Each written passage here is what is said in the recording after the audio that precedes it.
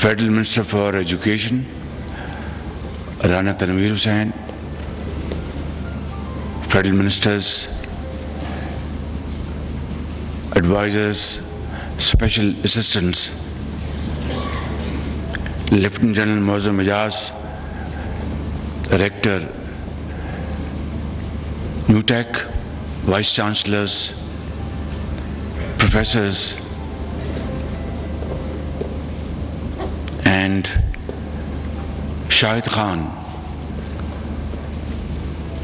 former bureaucrat and a very outstanding human being and a government official. Mr. Zahid Rafiq, Chairman FDHL, dear students,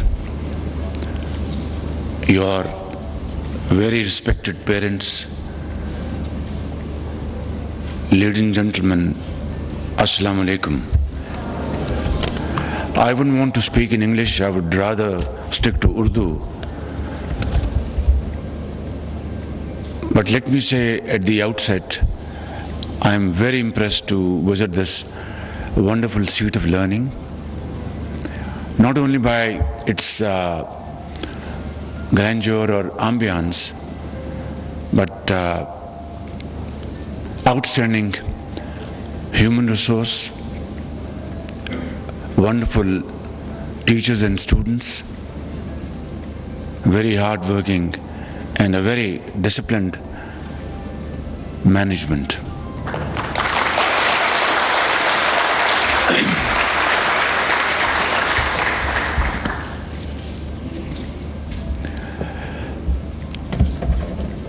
خواتین و حضرات، vocational skill training یہ آج کے زمانے کی کنجی ہے ترقی اور خوشحالی کی.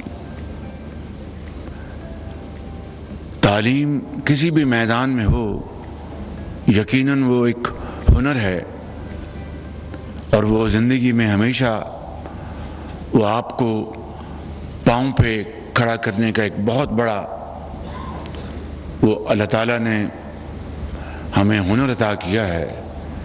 لیکن قوموں کو ترقی کی دوڑ میں تیزی سے آگے لے جانے کے لیے جو ٹیکنیکل ایجوکیشن ہے، ووکیشنل ٹریننگ، اسکل ٹریننگ، یہ کامیابی کی برق رفتاری کے ساتھ اس کی ضمانت ہے. میں آج یہاں پہ آ کے بہت متاثر ہوا ہوں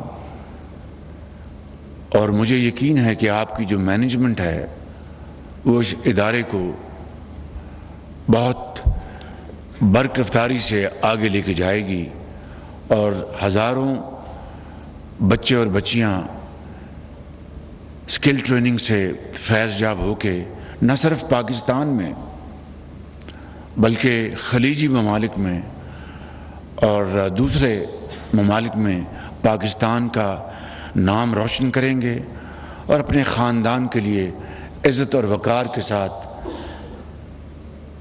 بریڈ اینڈ بٹر کمانے کا ایک بہت باوقار سلسلہ بنائیں گے. اس سلسلے میں کچھ باتیں عرض کرنا چاہتا ہوں، مگر پہلے میں اس ادارے کے حوالے سے حکومت پاکستان اور میاں نواز شریف جو وزیر اعظم تھے انہوں نے اس کی ابتدا کی. میں ان کو اور متعلقہ وزراء کو، منسٹر پلاننگ، منسٹر ایجوکیشن، ان سب کو خراج تحسین پیش کرنا چاہتا ہوں کہ انہوں نے یہ بڑا شاندار ویژن یہ لے کے چلے اور پاکستان کے لیے ایک بہت بڑا ادارہ بنایا.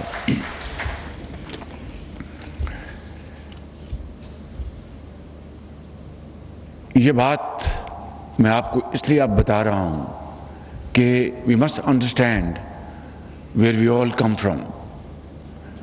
یہ بات ہے 1997 کی، جب میں پہلی مرتبہ اللہ تعالیٰ نے میرے پارٹی کی قائد نے مجھے پنجاب کا وزیر اعلیٰ منتخب کروایا تو ووکیشنل ٹریننگ کے اوپر میں نے فی الفور توجہ دی، اور سلسلہ یہ تھا کہ لیبر ڈپارٹمنٹ کا اپنا ووکیشنل ایک پروگرام تھا، ایجوکیشن ڈپارٹمنٹ کا اپنا تھا، سوشل ویلفیئر ڈپارٹمنٹ کا اپنا تھا، اور سب اپنے اپنے دائرے میں باندھ کی بولیاں بول رہے تھے اور کوئی کوآرڈینیشن نہیں تھی۔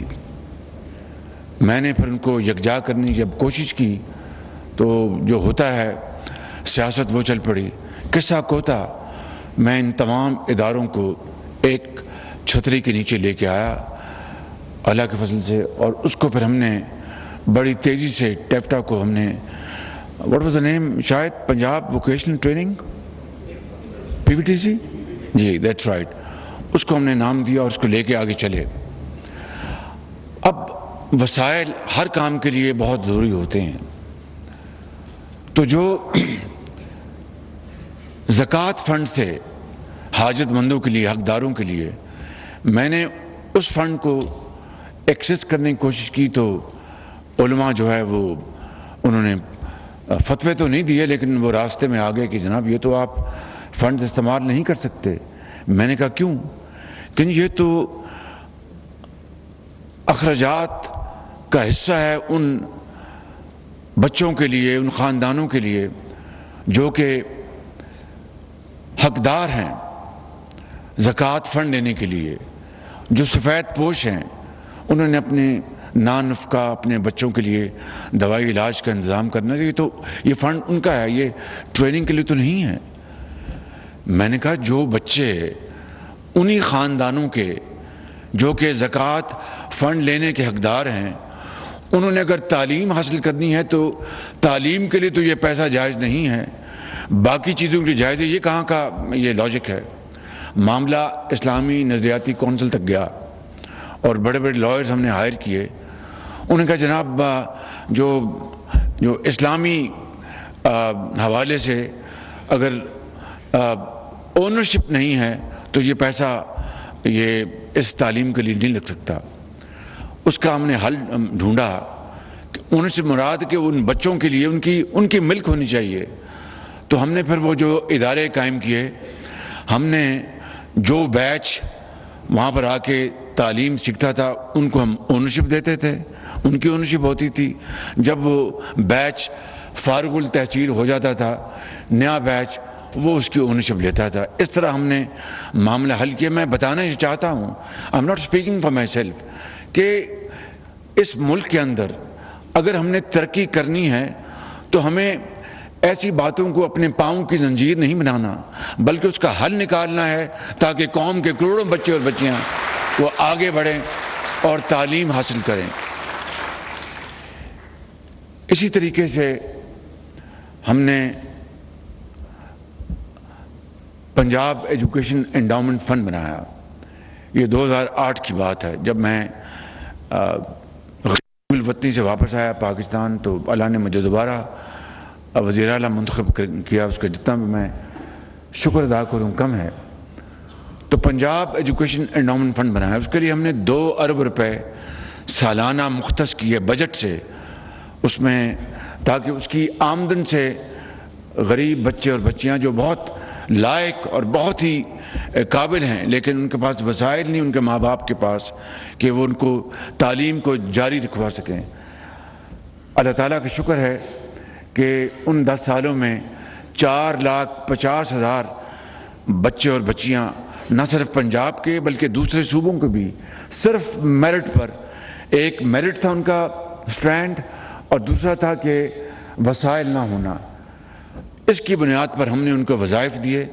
ڈاکٹر امجد ثاقب اس کمپنی کے چیئرمین تھے اور اس نے پنجاب میں ایک تعلیمی انقلاب پیدا کیا۔ اب آج وہ بچے اور بچیاں پاکستان میں اور دنیا میں اپنا لیاقت کا، محنت کا لوہا منوا رہے ہیں۔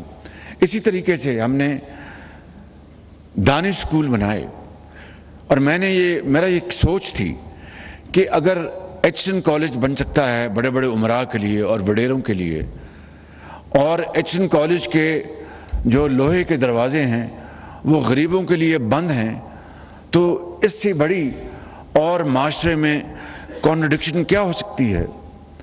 تو ہم نے دانش اسکول کا جب آغاز کیا تو وہی جو امراء تھے اور بڑے بڑے لارڈ تھے، انہوں نے اس کی مخالفت کی کہ یہ شہباز شریف پیسہ ضائع کر رہا ہے، اس ایک اسکول سے جتنا پیسہ لگ رہا ہے یہ تو 10 اسکول بن سکتے ہیں۔ میں نے کہا کہ ایچ این کالج کے اوپر تو کوئی قطغن نہیں، لارنس کالج کے اوپر کوئی قطغن نہیں، اور اس طرح دوسرے جو بڑے بڑے انگریز کے زمانے میں کالجز ہیں جہاں پر صرف امراء کے بچے جا سکتے ہیں۔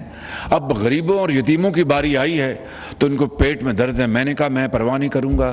آج الحمدللہ پنجاب میں ان دانش اسکولوں کا ایک جال بچھا، اور یقین کریں کہ ڈبل آفنس وہ اس چھت کے نیچے آئے اور بڑے بڑے قابل استادوں نے ان کو پڑھایا لکھایا، ان بچیوں کو اور بچوں کو۔ آج کوئی آکسفورڈ سے تعلیم واپس حاصل کر کے آ رہا ہے، کئی امریکہ میں ڈیبیٹنگ کمپٹیشن میں حصہ لے رہا ہے، اور آج وہ بڑے فخر اور اعتماد کے ساتھ وہ امیر بچوں اور بچوں کے ساتھ وہ اس میدان میں آگے بڑھ رہے ہیں۔ میں کہنا یہ چاہتا ہوں کہ تعلیم سب کا حق ہے، یہ کسی ایک فرد کا، یہ ایک طبقے کا حق نہیں ہے، یہ سب کا حق ہے، اور انہی معاملات کے لیے چاہے وہ تعلیم ہو، علاج ہو، چاہے وہ جاب اپرچونٹیز ہوں، یہ ملک معرض وجود میں آیا، اور اسی کے لیے حضرت قائد اعظم نے ایک عظیم تحریک چلائی تھی اور لاکھوں لوگوں نے اپنے خون کا نذرانہ پیش کیا تھا۔ آج 75 سال بعد بھی یہ تفاوت اور یہ ڈسکرمنیشن جاری ہے۔ تب تک قائد کا اور اقبال کا خواب شرمندہ تعبیر نہیں ہو سکتا جب تک کہ امیر اور غریب کے درمیان کم از کم ان میدانوں میں کوئی تفریق نہ ہو، اور یہ ممکن ہے۔ میں آپ کو دل کی اتھا گہرائی سے کہتا ہوں کہ یہ مشکل ضرور ہے، کیونکہ 75 سال میں جو عادتیں پڑ گئی ہیں ان بتوں کو توڑنا آسان نہیں ہے، لیکن انشاءاللہ اگر ہم مل کر یکجہتی کے ساتھ اور ایک ارادے کے ساتھ، مصمم ارادے کے ساتھ اگر ہم اس طرف چل پڑیں گے تو یقین کریں کہ تعلیم پورے پاکستان کے طول و عرض میں عام ہوگی، اور یہ اسکل ڈیولپمنٹ جو ہے یہ سب سے نمبر 1 پرائرٹی ہماری ہونی چاہیے۔ آج اگر انڈونیشیا کا اور پاکستان کا جو فورن ریمیٹنس ہیں ان میں فرق اگر ہے تو وہ کیا ہے؟ پاکستان کی جو لیبر عمال جاتے ہیں خلیج میں اور دوسرے ممالک میں، دے آر سیمی اسکلڈ، یا بالکل وہ اسکلڈ نہیں ہوتے۔ اس لیے ہماری جو باہر سے جو یہ ہمارے عظیم پاکستانی جو اپنی محنت سے پیسے بھجواتے ہیں وہ تقریباً $30 بلین کے لگ بھگ ہے۔ انڈونیشیا کی جو ریمیٹنس ہیں اس سے ڈبل ہیں، اس لیے کہ وہ ہائیلی کوالیفائڈ اسکلڈ لیبر باہر بھجواتے ہیں، ٹیکنیشین بھجواتے ہیں، جس سے کہ ان کی آمدن دگنی ہو جاتی ہے۔ اگر یہی ہماری بھی آمدن دگنی ہو جائے تو ہماری جو ٹریڈ ڈیفیسٹ ہے وہ ہمارا ختم ہو جائے، کیونکہ ہماری امپورٹس $70 ارب کی تقریباً ہیں، ہماری جو ایکسپورٹس ہیں وہ $26-27 بلین کی ہیں۔ $30 بلین ہمارا یہ باہر سے ہمارا عظیم پاکستانی یہ بھجواتا ہے وہاں سے ریمیٹنس۔ باقی جو $20-25 بلین کا گیپ ہے، اگر ہم اسکلڈ ہنرمند لوگوں کو باہر بھجوائیں گے قطر میں، سعودی عربیہ میں، UAE میں اور دوسرے ممالک میں، تو اللہ تعالیٰ کے فضل و کرم سے پاکستان کا ٹریڈ ڈیفیسٹ جو ہے وہ پازیٹیو ہو جائے گا۔ بہرحال یہ ایک لمبی کہانی ہے۔ میں آج اس ادارے میں کھڑے ہو کر اپنے آپ کو بہت میرے لیے اعزاز ہے کہ اتنے عظیم اسٹوڈنٹس، ٹیچرز کے سامنے میں کھڑا ہوں۔ میں آپ کو دل کی اتھاہ گہرائیوں سے مبارکباد پیش کرتا ہوں، آپ کی انتظامیہ کو، اور میرے لائق ابھی ہماری حکومت کو اب صرف 1 ماہ رہ گیا ہے، لیکن میرے لائق کوئی بھی خدمت ہے تو اس مقصد کے لیے تمام وسائل آپ کی خدمت میں نچھاور کرنے کو تیار ہے۔ بالکل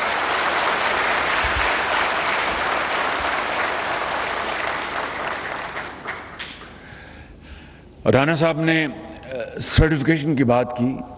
رانا صاحب پیسے دیں تو سرٹیفکیشن دنیا کی آپ کو مل جائے گی۔ You have to procure a quality services around the globe, دنیا میں، لنڈن میں، سنگاپور میں، جہاں پر بھی اس طرح کے ادارے ہیں ان کو آپ لیں کہ وہ سرٹیفیکیشن ان کے حق میں جائے گی. جب یہ باہر جائیں گے یا کسی بھی ادارے میں جائیں گے تو ان کے پاس وہ سرٹیفیکیشن ہوگی اس انٹرنیشنل انسٹیٹیوشن کی، تو ان کی جو تنخواہ بھی زیادہ ہوگی، ان کو عزت بھی زیادہ ملے گی. تو فیڈرل لیول پر جو ہم نے پنجاب میں کیا تھا اس کو ایمولیٹ کریں اسی کو، اور ایم او یوز ایگریمنٹ نہیں، اس سے آگے جائیں اور وہاں ادارے یہاں پر آ جائیں. Pay them and get the services. اس کا بہت زیادہ پاکستان کو فائدہ پہنچے گا، اور باہر کی جو کمپنیاں ہیں، باہر کے جو ممالک ہیں، ان سرٹیفکیٹس کو وہ خوش دلی سے قبول کریں گے، اور اس کا بہت ان بچوں کو بے پناہ فائدہ ہوگا. یہاں پر ہماری بیٹی سدرا گل تشریف لائیں اور ممتاز علی تشریف لائے چکوال سے. آپ دیکھیں کتنی محنت کی ان بچوں نے اور دوسرے بچوں نے.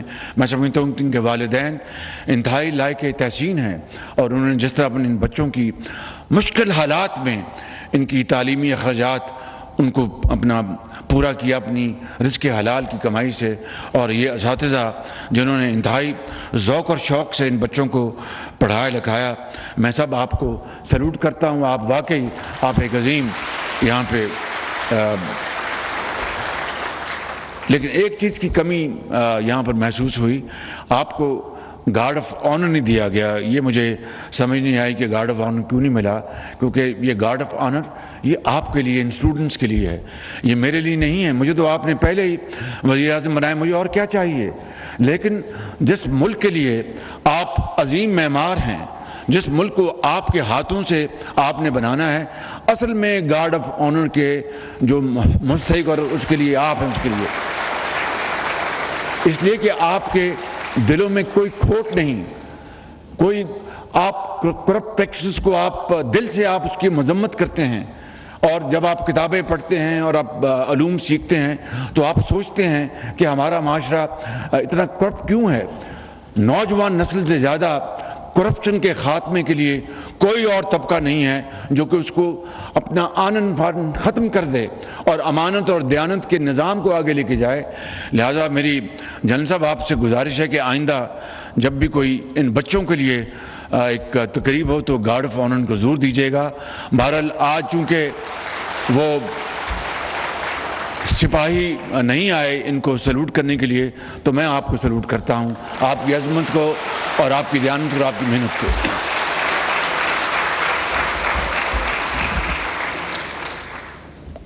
میں آخر میں وہ جاپانی جو بچہ جو زبان بول رہا تھا، مجھے جاپانی نہیں آتی، آپ نے مجھے میرے بارے میں بڑی غلط فہمیاں پیدا کر دی. میں کوئی دنیا کی زبانوں کو نہیں جانتا، بہت تھوڑا بہت جانتا ہوں، لیکن چونکہ آپ نے جاپانی زبان میں بات کی تو اس کا جواب میں دوں گا. اور ایک آپ کو، آپ بیٹھ جائیں بیٹا، بیٹھ جائیں آپ. اس میں وہاں پہ جاپان میں جب آپ جائیں گے تو آپ کو ایک چیز وہاں پر نظر آئے گی، وہ ہر بات پہ وہ اس طرح جھکتے ہیں، اس طرح جھکتے ہیں، اس طرح جھکتے ہیں. وہ ان کی روایات ہیں بہت بڑی. ان کے جاپان کی جو قوم ہے، جاپانی اور جرمن، ایسی قومیں دنیا میں میں نے اور نہیں دیکھی. بات کے پکے، محنت، امانت اور دیانت ان کا اوڑھنا بچھانا ہے. تو جب وہ اس طرح اپنے جھکتے ہیں تو وہ تعظیماً، اس کا مطلب یہ نہیں کہ آپ جو بات کریں وہ مان رہے ہیں، بالکل یہ ذرا ذہن میں رہے.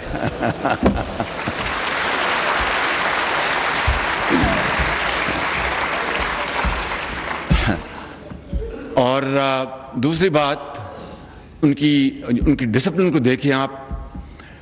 میں ایک دفعہ جاپان گیا، یہ 80 کی دہائی کی بات تھی، تو مجھے وہ ایک فیکٹری میں لے کے گئے تو میں نے دیکھیں یہ قومیں اس طرح بنتی ہیں، آواز آ رہی اس طرح اور پھر بند ہو جائے، پھر میں چند قدم آگے چلوں پھر آواز آئے اس طرح.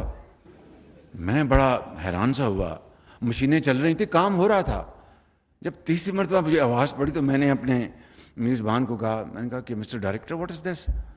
تو اس نے کہا کہ شہباز شریف صاحب یہ یہاں پر اپنے مطالبات کے لیے یہاں پر پروٹیسٹ کر رہے ہیں. میں نے کہا یہ عجیب پروٹیسٹ ہے، یہ مشینیں بھی چل رہی ہیں. اور کہتے یہی ہمارا یہ وتیرہ ہے کہ ہم وقت نہیں ضائع کرتے. یہ مجھے دکھا رہے ہیں کہ بھئی ہمارے مطالبات مان لو مگر ہم کام کو نہیں روکیں گے. اس طرح قومیں بنتی ہیں, اس طرح قومیں آگے ترقی کرتی ہیں.